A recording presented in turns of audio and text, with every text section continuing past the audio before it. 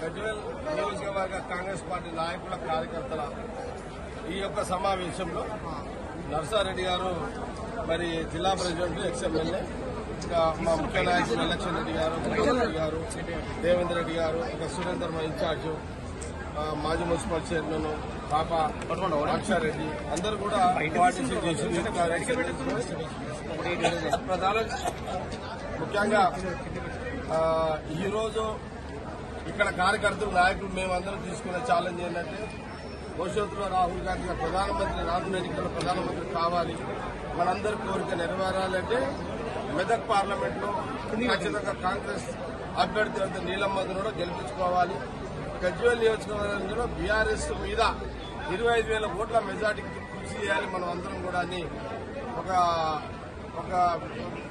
ఎన్టీఆర్ నాయకుల కార్యకర్తలకు వాళ్ళందరూ చెప్పడం కూడా జరిగింది. ప్రధానంగా అదే కాకుండా మల్లార సాగర్ బాధితులు కూడా ఇక్కడికి వచ్చి వాళ్ళకు కూడా చెప్పినాం. తప్పకుండా గత ప్రభుత్వంలో ఏ లోపాలైతే మీకు కావాల్సినవి రాలేవు అవన్నీ కూడా ముఖ్యమంత్రి రేవంత్ రెడ్డి గారు చెప్పి తప్పకుండా అవన్నీ కూడా మల్లన్న సాగర్ బాధితులు ఆదుకుంటాము. అది నర్సారెడ్డి గారికి నేను కూడా గట్టి మాట ఇచ్చిన తప్పకుండా సీఎం రేవంత్ రెడ్డి చెప్పి అవన్నీ విషయాలు కూడా చేయిస్తాము.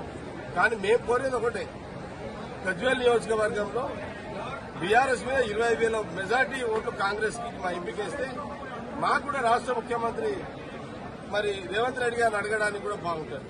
నర్సారెడ్డి కూడా ఎక్స్ఎమ్మెల్యేగా వచ్చి మరి మా నియోజకవర్గంలో 25,000 మంది ఎంపికేసినాము.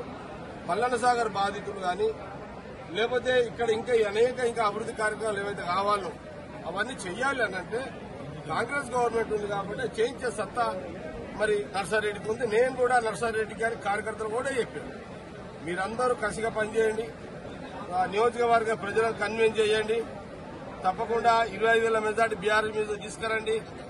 మల్లన్న సాగర్ రైతులకే కాదు ప్రజలకే కాదు మిగతా నియోజకవర్గ ప్రజలందరూ కూడా ప్రభుత్వ పరంగా అన్ని రకాల ఆదుకుంటాము. నర్సారెడ్డి నాయకత్వంలో అన్ని అభివృద్ధి చేస్తాము, నిధులు తెస్తామనే విషయాన్ని నియోజకవర్గం గజ్వేల్ యావత్ ప్రజానీకానికి అందరూ కూడా తెలియజేయడం జరుగుతుంది.